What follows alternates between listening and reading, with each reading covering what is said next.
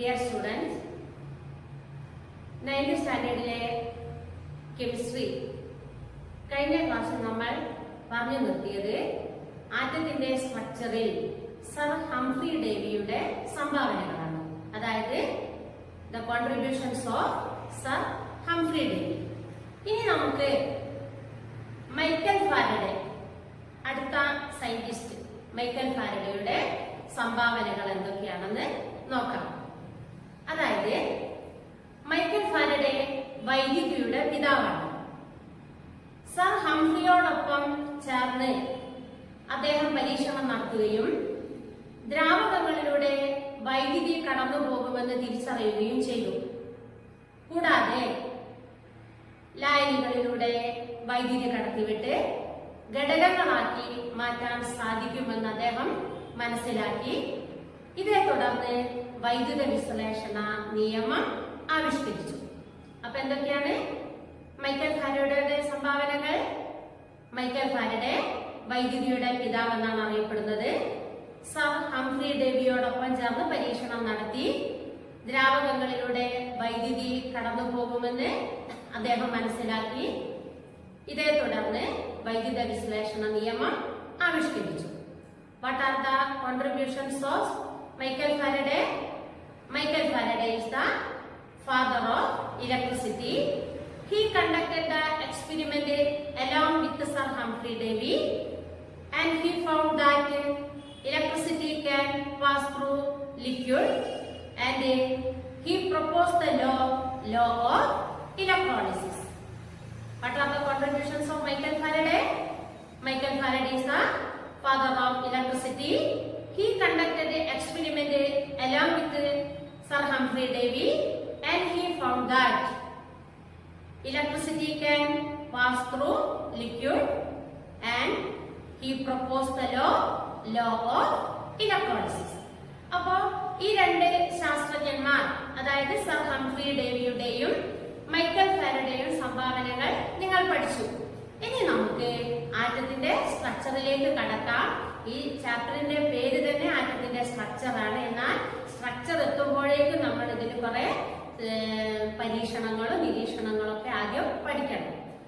അപ്പോ ഇനി അടുത്ത ചില ശാസ്ത്രജ്ഞന്മാരുണ്ട്. അതിനു മുമ്പേ ആറ്റത്തിന്റെ സ്ട്രക്ചറിൽ ഏതൊക്കെയാണ് പ്രധാനപ്പെട്ട മൗലിക കണങ്ങൾ എന്ന് നോക്കാം. What are the fundamental particles of atom? Fundamental particles: electron, proton, neutron. ഇലക്ട്രോണിന്റെ ചാർജ് നെഗറ്റീവ് ആണ്, പ്രോട്ടോണിന്റെ ചാർജ് പോസിറ്റീവ് ആണ്, ന്യൂട്രോണിന് ചാർജ് ഇല്ല. ഇവ എവിടെയൊക്കെയാണ് കാണുന്നത്? അതായത് ഇലക്ട്രോൺ ന്യൂക്ലിയസിന് പുറത്ത്. അപ്പൊ ന്യൂക്ലിയസ് എന്താണെന്ന് അറിഞ്ഞിരിക്കണം. അതായത് ഇലക്ട്രോൺ കണ്ടുപിടിച്ച ശാസ്ത്രജ്ഞൻ ജെ തോംസൺ ആണ്. ഇലക്ട്രോണിന് നെഗറ്റീവ് ചാർജ് ആണെന്നും അദ്ദേഹം കണ്ടുപിടിച്ചു. അതുപോലെ ഏണസ്റ്റ് റൂദർഫോർഡ് എന്ന സയന്റിസ്റ്റ് പ്രോട്ടോണും ന്യൂക്ലിയസും കണ്ടുപിടിച്ചു. അതുപോലെ ജെയിംസ് ചാഡ്വിക് ചാർജ്ലെസ് പാർട്ടിക്കിൾ, അതായത് ചാർജ് ഇല്ലാത്ത കണമായ ന്യൂട്രോൺ കണ്ടുപിടിച്ചു. What are the fundamental particles of atom? Electron, proton, neutron. Electron has negative charge, proton positive, neutron chargeless particles. J.J. Thomson discovered electron, Ernest Rutherford discovered proton and nucleus, James Chadwick discovered neutron. എവിടെയൊക്കെയാണ് ഇതിന്റെ സ്ഥാനങ്ങൾ എന്ന് ഇനി അടുത്തതായിട്ട് നോക്കാം. ഇനി ഏതൊക്കെയാണ് fundamental particles, അവയുടെ ഫീച്ചേഴ്സ് എന്തൊക്കെയാണെന്ന് നോക്കാം. ഫണ്ടമെന്റൽ പാർട്ടിക്കിൾസ് ആണ് ഇലക്ട്രോൺ, പ്രോട്ടോൺ, ന്യൂട്രോൺ. ഇലക്ട്രോണിന്റെ charge negative, proton positive, neutron no charge, അതായത് ചാർജ്ലെസ് പാർട്ടിക്കിൾ, ചാർജ് ഇല്ലാത്തത്. ഇവയുടെ പൊസിഷൻ എവിടെയാണ്? ആറ്റത്തിൽ ഇവയുടെ സ്ഥാനം. ഇലക്ട്രോൺ ഔട്ട്സൈഡ് ദ ന്യൂക്ലിയസ്, ന്യൂക്ലിയസിന് പുറത്താണ് ഇതിന്റെ സ്ഥാനം. പ്രോട്ടോണും ന്യൂട്രോണും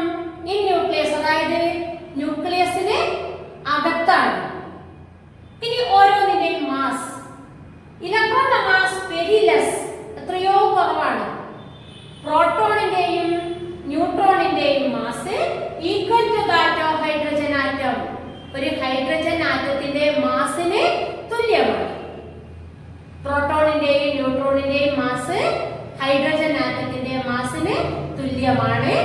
ഇലക്ട്രോണിന്റെ ചാർജ് വെരി ലെസ്, അതായത് എത്രയോ കുറവാണ്. ഇതാണ് പാർട്ടിക്കിൾസിന്റെ ഫീച്ചേഴ്സ്.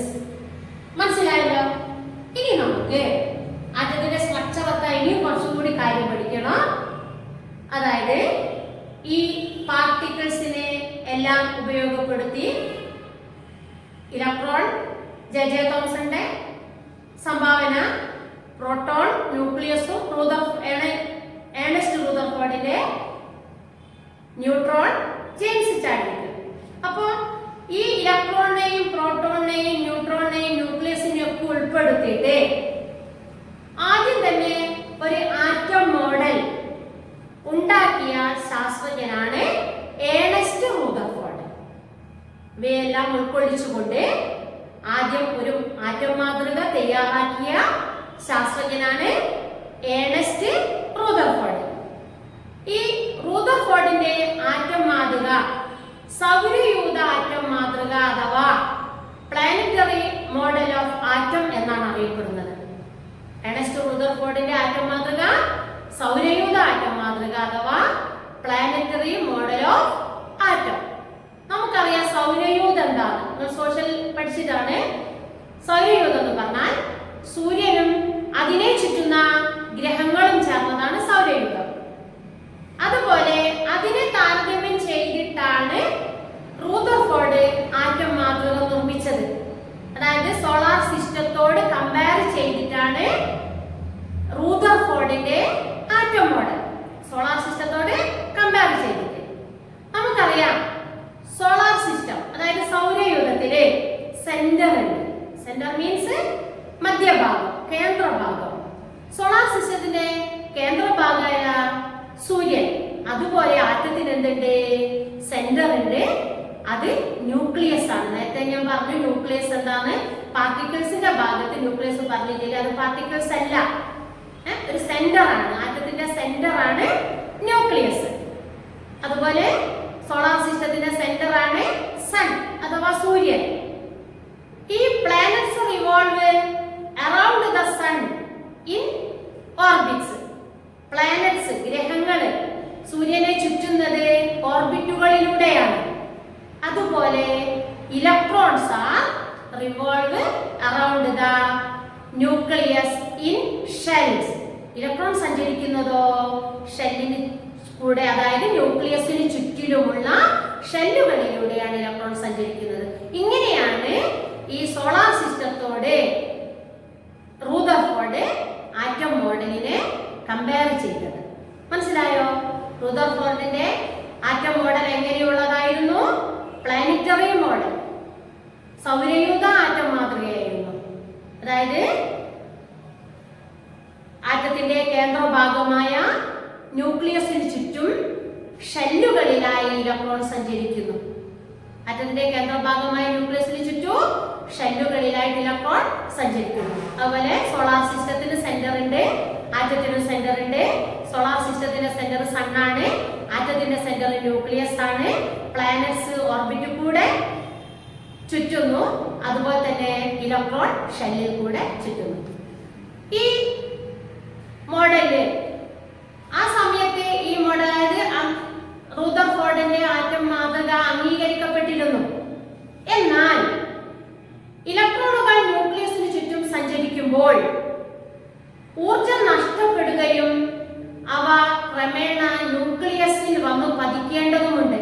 ഈ റൂദർഫോർഡിന്റെ മാതൃക പ്രകാരം, ആറ്റം മോഡൽ പ്രകാരം ഇലക്ട്രോണുകൾ ന്യൂക്ലിയസിന് ചുറ്റിലുമായിട്ട് സഞ്ചരിക്കുമ്പോൾ ഊർജം നഷ്ടപ്പെട്ടില്ല, അഥവാ ന്യൂക്ലിയസിൽ വന്ന് പതിക്കണം. എന്നാൽ ഈ ആറ്റം മോഡലില് അങ്ങനെ സംഭവിക്കുന്നില്ല. ഇതിനൊരു വിശദീകരണം നൽകാൻ റൂദർഫോർഡിന് കഴിഞ്ഞില്ല. അതുകൊണ്ട് ഈ ആറ്റം മോഡൽ ഇന്ന് അംഗീകരിക്കപ്പെട്ടില്ല. മനസ്സിലായോ? റൂദർഫോർഡിന്റെ ആറ്റം മാതൃക അംഗീകരിക്കപ്പെടാനുള്ള കാരണം എന്താണ്? ആ മോഡൽ പ്രകാരം ഇലക്ട്രോണുകൾ ന്യൂക്ലിയസിന് ചുറ്റിലുമായിട്ട് പ്രദക്ഷിണം ചെയ്യുമ്പോൾ ഊർജം നഷ്ടപ്പെടണം, എന്നിട്ട് അവ ന്യൂക്ലിയസിൽ വന്ന് പതിക്കണം. എന്നാൽ ഇവിടെ അങ്ങനെ സംഭവിക്കുന്നില്ല. അതിന് വിശദീകരണം നൽകാൻ റൂദർഫോർഡിന് സാധിച്ചില്ല. അതുകൊണ്ട് ഇന്ന് ആ മാതൃക അംഗീകരിക്കപ്പെട്ടിട്ടില്ല. നമുക്ക് ഇനി അങ്ങോട്ട് പഠിക്കാനുള്ളത് നീൽസ് ബോറിന്റെ ആറ്റം മാതൃകയാണ്. റൂദർഫോർഡിന്റെ ആറ്റം മാതൃകയിലെ വിശദീകരണങ്ങളെല്ലാം ഉൾക്കൊണ്ടുകൊണ്ട് നീൽസ് ബോർ എന്ന സയന്റിസ്റ്റ് ഒരു ആറ്റം മാതൃക ഉണ്ടാക്കി. അതാണ് നമുക്ക് ഇന്ന് പഠിക്കാനുള്ള ആറ്റം മാതൃക.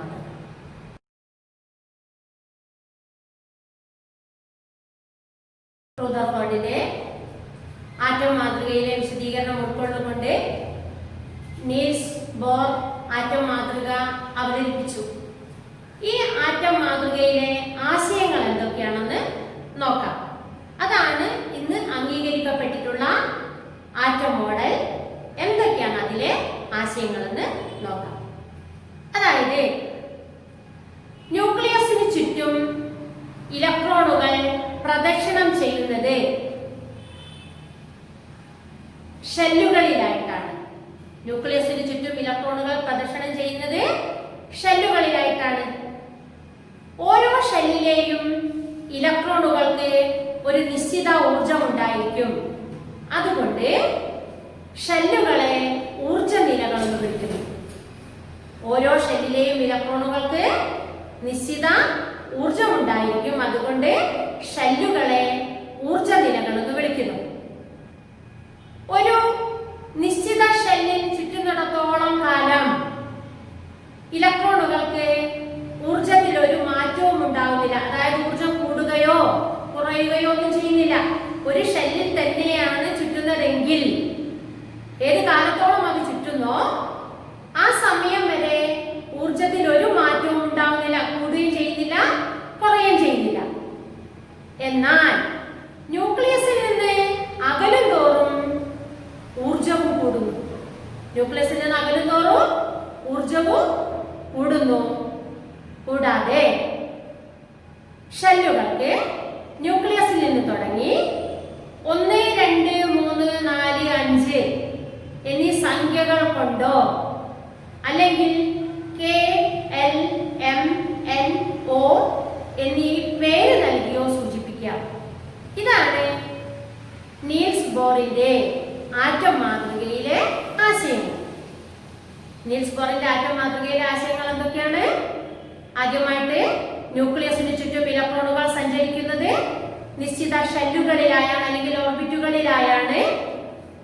ഓരോ ഷെല്ലിലെയും ഇലക്ട്രോണുകൾക്ക് നിശ്ചിത ഊർജം ഉണ്ടായിരിക്കും. അതുകൊണ്ട് ഇവയെ ഊർജ നിലകൾ എന്ന് വിളിക്കുന്നു. മൂന്നാമതായിട്ടോ ഒരു നിശ്ചിത കാലം ഒരേ ഷെല്ലിൽ ചുറ്റുന്നിടത്തോളം കാലം ഇലക്ട്രോണുകൾക്ക് ഊർജം കൂടുകയോ കുറയുകയോ ചെയ്യുന്നില്ല. അതായത് ഊർജത്തിൽ ഒരു മാറ്റവും ഉണ്ടാകുന്നില്ല. എന്നാൽ ന്യൂക്ലിയസിൽ നിന്നുള്ള അകലം കൂടുന്തോറും ഊർജത്തിന്റെ അളവും കൂടുന്നു. ഷെല്ലുകൾക്ക് ന്യൂക്ലിയസിൽ നിന്ന് തുടങ്ങി 1, 2, 3, 4, 5 എന്നീ സംഖ്യകൾ കൊണ്ടോ K, L, M, N, O എന്നീ പേര് നൽകിയോ സൂചിപ്പിക്കാം. ഇതാണ് നീൽസ് ബോറിന്റെ ആറ്റം മാതൃകയിലെ ആശയങ്ങൾ. ഏതൊക്കെയാണ്? What are the main ideas of Niels Bohr atom model? 1. Electrons revolve around the nucleus in a fixed path called shells or orbits. Electrons are revolve around the nucleus in a fixed path called shells or orbit. Second, electron in each shell has fixed energy. Electron of each shell has a fixed energy. So they are called energy level. Third point, as long as electron revolve in particular path, the energy remain constant. As long as electron revolve in a particular path, energy remain constant. Distance increases from nucleus. Nucleus നിന്നുള്ള distance increase ചെയ്യുമ്പോൾ the energy increases. Last point, shells are numbered 1, 2, 3, 4, 5 or represented as K, L, M, N, O. Ideas of Bohr model atom. ഏതൊക്കെയാണ്? Electrons revolve around the nucleus in a fixed path called shells. ഇലക്ട്രോൺ സഞ്ചരിക്കുന്നത് ന്യൂക്ലിയസിന് ചുറ്റും ഒരു ഉള്ള ഷെല്ലുകളിലായിട്ടാണ്. Second point, electrons in each shell has fixed energy. ഓരോ ഇലക്ട്രോണിനും നിശ്ചിതമായ ഊർജം ഉണ്ടായിരിക്കും. അതുകൊണ്ട് ഷെല്ലിനെ എനർജി ലെവൽ എന്നാണ് അറിയപ്പെടുന്നത്. Third point, as long as electron revolve in a particular path the energy remain constant. എത്ര കാലത്തോളം ഒരു ഷെല്ലിൽ കൂടെ തന്നെ ഇലക്ട്രോൺ സഞ്ചരിക്കുന്നു അപ്പോഴൊക്കെ എനർജി കോൺസ്റ്റന്റ് ആയിരിക്കും. എനർജി ഒരുപോലെ ആയിരിക്കും, അതായത് ഒരു മാറ്റവും ഉണ്ടാവുന്നില്ല.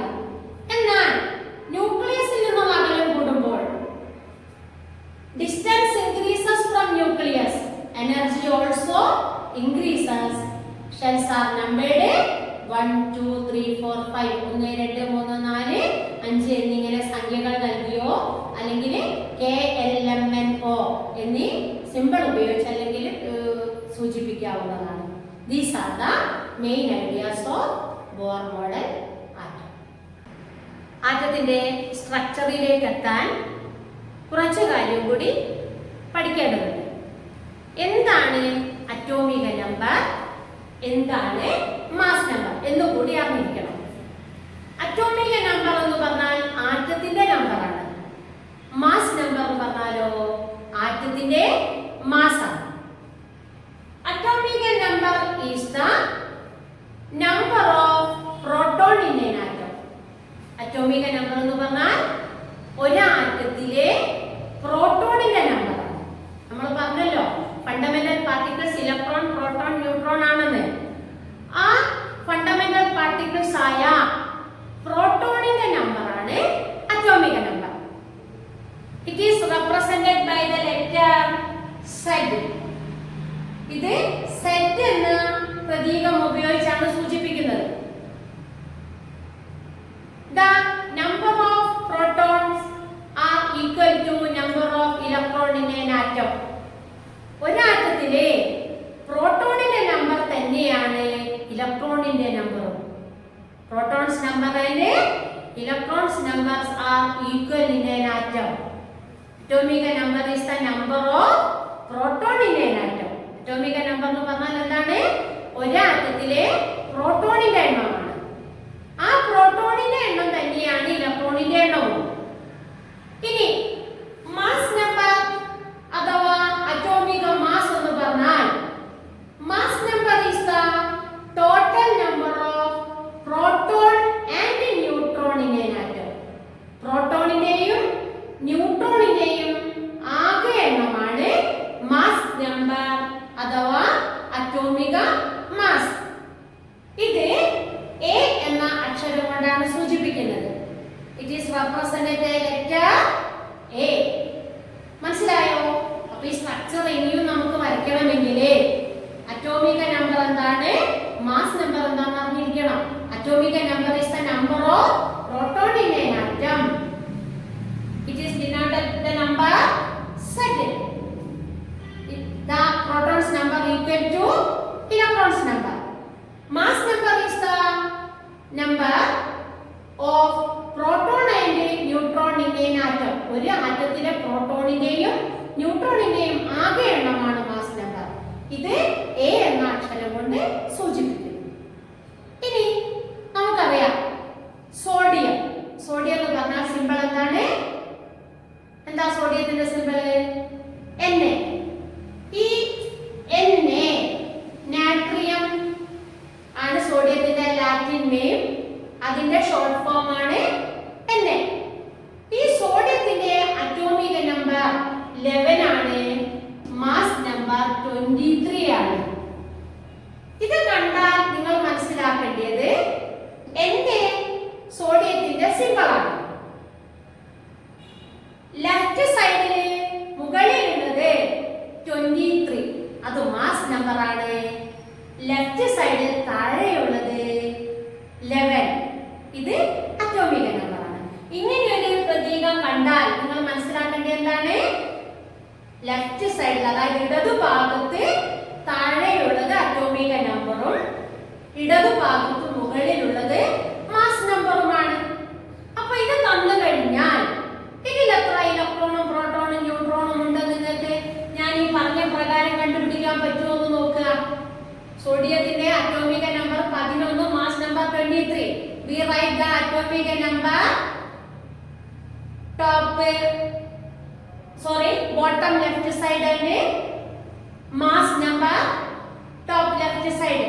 We write the atomic number bottom left side, mass number top left side. ഇത് വെച്ചിട്ട് ഇലക്ട്രോൺ പ്രോട്ടോൺ ന്യൂട്രോൺ എത്രയുണ്ടെന്ന് നോക്കുക. അപ്പൊ നോക്കിക്കോളെ, അറ്റോമിക നമ്പർ എന്താണ്? Atomic number is the number of proton. അപ്പോ സോഡിയത്തിലെ പ്രോട്ടോണിന്റെ എണ്ണം എത്ര വരും? Atomic number is the number of proton. അപ്പൊ number of proton is equal to 11. അപ്പൊ നമ്മൾ പഠിച്ചു proton number is equal to electron number. അപ്പൊ ഇലക്ട്രോൺ നമ്പറോ ഈസ് ഈക്വൽ ടു 11. പ്രോട്ടോൺ നമ്പറും ഇലക്ട്രോൺ നമ്പറും സെയിം ആണ്.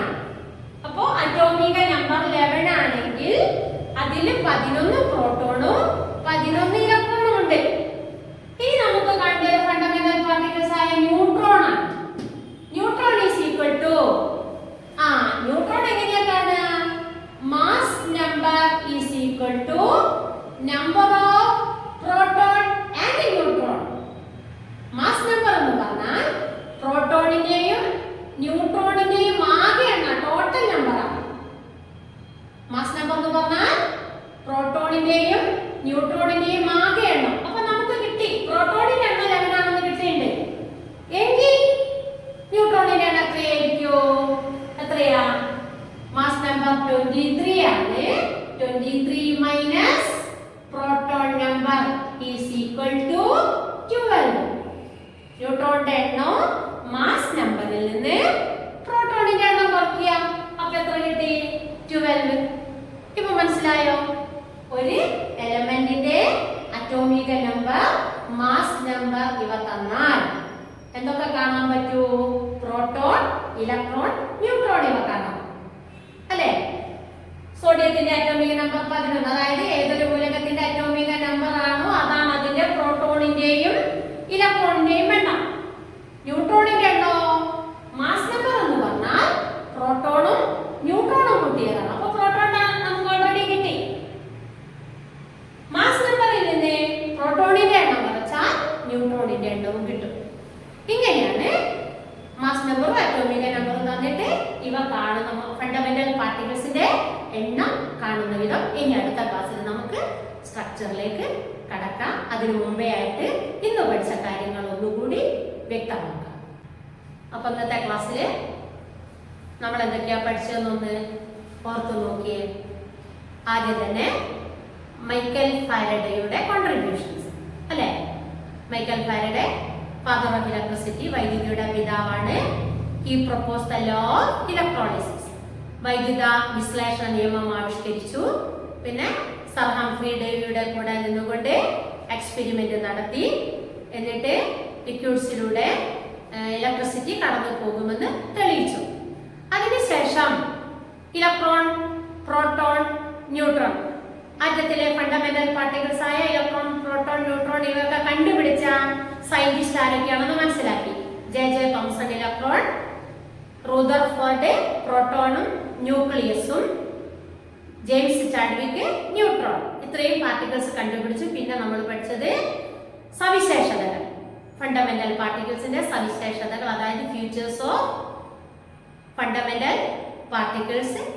Electron negative charge, proton positive, neutron chargeless particle, position, electron outside ന്യൂക്ലിയസിന് ഔട്ട്സൈഡിലായിട്ടാണ്, പ്രോട്ടോണും ന്യൂട്രോണും ന്യൂക്ലിയസിനകത്താണ്. മാസ്, ഇലക്ട്രോണിന്റെ മാസ് എത്രയോ കുറവാണ്. പ്രോട്ടോണും ന്യൂട്രോണും ഹൈഡ്രജൻ ആറ്റത്തിന്റെ മാസിന് ഈക്വൽ ആണ്. അതിനുശേഷം നമ്മൾ ഈ ഇലക്ട്രോൺ, പ്രോട്ടോൺ, ന്യൂട്രോൺ ഇവയൊക്കെ ഉൾപ്പെടുത്തിക്കൊണ്ട് ആദ്യമായിട്ടൊരു ആറ്റം മോഡൽ തയ്യാറാക്കിയത് റൂദർഫോർഡ് എന്ന സയന്റിസ്റ്റ് ആണ്, ഏണസ്റ്റ് റൂദർഫോർഡ്. അപ്പോ ഈ റൂദർഫോർഡിന്റെ atom model planetary atom model എന്നാണ് അറിയപ്പെടുന്നത്. അതായത് സൗരയൂഥ ആറ്റം മാതൃക സോളാർ സിസ്റ്റത്തോട് കമ്പയർ ചെയ്തിട്ടാണ് അദ്ദേഹം അവതരിപ്പിച്ചത്. അതായത് സോളാർ സിസ്റ്റത്തിന് സൺ ഉണ്ട് സെന്ററിൽ, ആറ്റത്തിന് ന്യൂക്ലിയസ് ഉണ്ട് സെന്ററിൽ. പിന്നെ സോളാർ സിസ്റ്റത്തിൽ planet revolve around the sun in orbits കൂടെ ഗ്രഹങ്ങൾ ചുറ്റുക. അതുപോലെ തന്നെ ആറ്റത്തിൽ എങ്ങനെയാണ് electrons are revolve around the nucleus in shell. അത് കഴിഞ്ഞു. അപ്പോ ഈ റൂദർഫോർഡിന്റെ ആറ്റം മാതൃക ആദ്യം സ്വീകാര്യമായിരുന്നു. എന്നാൽ ആ ആറ്റം മാതൃക പ്രകാരം ഇലക്ട്രോണുകൾ ന്യൂക്ലിയസിലൂടെ ചുറ്റുമ്പോൾ ഊർജം നഷ്ടപ്പെട്ടിട്ട് അവ ന്യൂക്ലിയസിൽ വന്ന് പതിക്കണം. എന്നാൽ അങ്ങനെ സംഭവിക്കുന്നില്ല റൂദർഫോർഡിന്റെ ആറ്റം മാതൃകയിൽ. ഇതിന് വ്യക്തമായ വിശദീകരണം നൽകാൻ അദ്ദേഹത്തിന് കഴിഞ്ഞില്ല. അതുകൊണ്ട് ഇന്ന് അത് അംഗീകരിക്കുന്നില്ല. ഇന്ന് നമ്മൾ അംഗീകരിക്കപ്പെട്ടിട്ടുള്ള ആറ്റം മാതൃകയാണ് നീൽസ് ബോറിന്റെ ആറ്റം മാതൃക. അപ്പൊ ഈ നീൽസ് ബോറിന്റെ ആറ്റം മാതൃകയില് കുറെ ഐഡിയകളുണ്ട്. ആ 5 ഐഡിയകളാണ്. ഒന്നാമതായിട്ട് ഇലക്ട്രോൺസ് റിവോൾവ് അറൌണ്ട് ദി ന്യൂക്ലിയസിന്റെ ഫിക്സഡ് പാത്ത് കോൾഡ് ഷെൽസ്. അതായത് ഇലക്ട്രോൺ ചുറ്റിക്കൊണ്ടിരിക്കുന്ന ആ പ്രദർശനം ചെയ്യുന്ന പാതയാണ് ഷെൽസ്. ഇനി രണ്ടാമതായിട്ട് each electron have a fixed energy, so they are called energy level. ഓരോ ഇലക്ട്രോണിനും ഒരു പ്രത്യേക ഊർജ്ജം ഉണ്ടായിരിക്കും. അതുകൊണ്ട് അവയെ എനർജി ലെവൽ എന്നാണ്, ഊർജ്ജ നിലകൾ എന്ന പേരിലാണ് അറിയപ്പെടുന്നത്. Third point, as long as an electron revolve in a particular path, the energy remain constant. എത്ര കാലത്തോളം ഒരു ഷെല്ലിൽ കൂടെ ഇലക്ട്രോൺ സഞ്ചരിക്കുന്നോ അത്രയും കാലം എനർജി അവയ്ക്ക് ഒരുപോലെ, അതായത് ഒരു മാറ്റം ഉണ്ടാകുന്നില്ല. Next point, the distance from nucleus increases, energy increases. ന്യൂക്ലിയസിൽ നിന്നുള്ള അകലം കൂടുന്തോറും എനർജി കൂടുന്നു. Last point, the shells are numbered 1, 2, 3, 4, 5 or represent letter KLMNO. അതായത് ഷെല്ലുകൾക്ക് ന്യൂക്ലിയസിൽ നിന്ന് തുടങ്ങി 1, 2, 3, 4, 5 എന്നീ സംഖ്യകൾ കൊണ്ടോ KLMNO എന്നീ അക്ഷരങ്ങൾ ഉപയോഗിച്ചോ സൂചിപ്പിക്കാം. പിന്നെ നമ്മൾ ഈ നീൽസ് ബോർ ഉണ്ടാക്കിയ ആറ്റം മാതൃകയെ പറ്റിയാണ് പിന്നെ പറഞ്ഞത്. അതിൽ ആദ്യം തന്നെ അറ്റോമിക നമ്പർ, മാസ് നമ്പർ ഇതെന്താണെന്ന് പറഞ്ഞു. പിന്നെ ഒരു എലമെന്റിന്റെ അറ്റോമിക നമ്പറും മാസ് നമ്പറും തന്നാൽ ഇലക്ട്രോൺ, പ്രോട്ടോൺ, ന്യൂട്രോൺ ഇവ കാണുന്ന വിധവുമാണ് ഇതുവരെ പഠിച്ചത്. ഇനി നമുക്ക് അങ്ങോട്ട് എങ്ങനെയാണ് ഒരു ആറ്റത്തിന്റെ സ്ട്രക്ചർ വരയ്ക്കുക എന്ന് പഠിക്കണം. അപ്പോൾ നോട്ട് ഇതുവരെ ഉള്ളത് ഞാൻ അയച്ചതാണ്. അത് നിങ്ങൾ നല്ലതുപോലെ വായിച്ചു നോക്കുക. ബാക്കി നമുക്ക് അടുത്ത ക്ലാസ്സിൽ. ഓക്കെ.